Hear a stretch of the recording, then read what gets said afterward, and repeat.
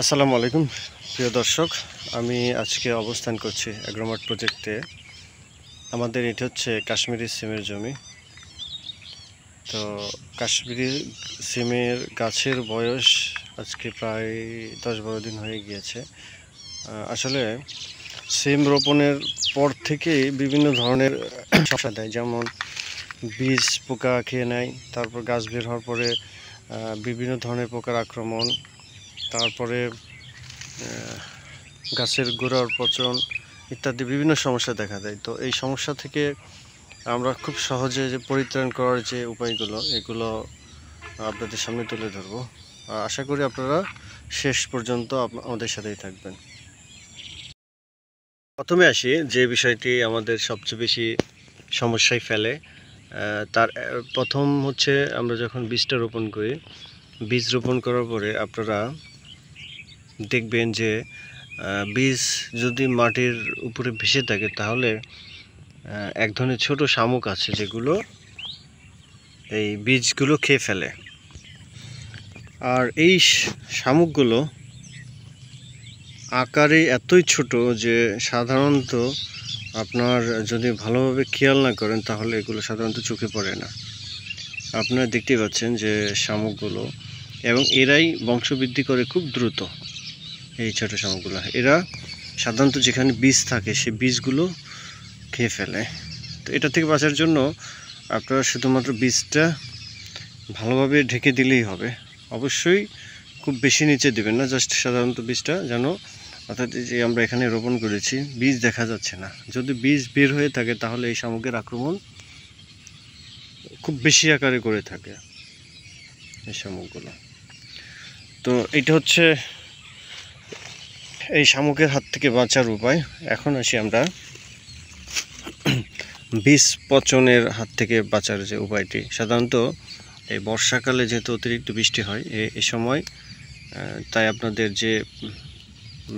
যারা বীজ রোপণ করবেন তারা একটু সতর্ক থাকবেন যেন বীজ গভীর মাটির নিচে না যায়। অর্থাৎ শুধুমাত্র বীজটা রোপণ করার পর যেন ঢেকে দিলে বীজটা না দেখা যায়, তাহলে আপনার এই বীজ পচন এবং শামুকের আক্রমণ দুটো থেকেই আপনারা বাঁচতে পারবেন।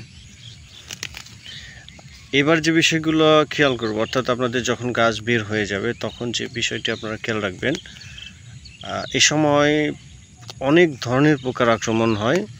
তা সবচেয়ে বেশি আক্রমণ করে সাধারণত বিছে পোকা, যেহেতু বর্ষাকাল, পাট চাষের মৌসুম। তো এই মৌসুমে সাধারণত বিছা পোকার অতিরিক্ত আক্রমণ হয়। বিছা পোকার আক্রমণ থেকে খুব সহজে আপনারা পরিত্রাণ পেতে পারেন। এর জন্য আপনারা 55 ইসি যে গ্রুপগুলো, 505 বা 55 ইসি যে কীটনাশকগুলো আছে বাজারে পাওয়া যায়, এগুলো 1 লিটারে 1 ml এবং এর সাথে অ্যামামেকটিন বেনজোয়েট 1 লিটার 1/2 গ্রাম করে আপনারা দিলে এই পোকার থেকে খুব সহজে পরিত্রাণ পাবেন। এবার আসেন যে দ্বিতীয় বিষয়টি সবচেয়ে গুরুত্বপূর্ণ। এই সময় সাধারণত গাছের গোড়া পচন হয় ছোট গাছে। আর আরেকটা সমস্যা সাধারণত দেখা যাচ্ছে, এটা হচ্ছে যে দেখা যায় যে মাঝে মাঝে একটা পাতা হয়তো মনে হচ্ছে পাতা হঠাৎ করে শুকিয়ে যাচ্ছে, এবং